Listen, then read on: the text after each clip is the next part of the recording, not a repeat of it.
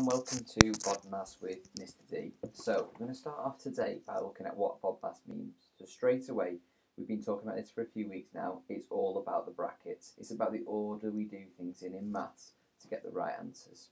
So let's just talk about the actual word Bodmas first. So it's brackets of or powers of division, multiplication, addition and subtraction. Now I always call this one O2 to remind us of powers, okay? It's not to advertise any phone networks, but it just helps us remember the order. So what happens is when we get to a calculation, something similar to this, it tells us which order to work in. So if we see brackets first, we always use brackets. If we see powers of, we would always deal with those.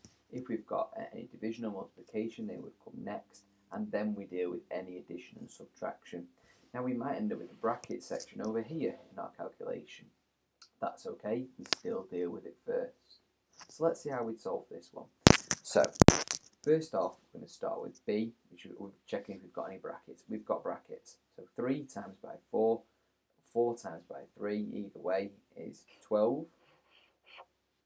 Add on, and then we need to calculate this because the next thing is the powers of. So we've got 4 squared, or 4 times by 4. 4 times by 4 is 16.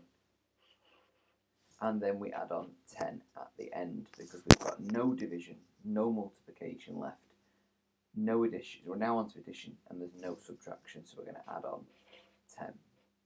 Okay, simple. Now with this number sentence we can add them together. I'd start with the tens first, so 10, 20, 30, and then we can add on the units. So 6 and 2 make 8 equals 38.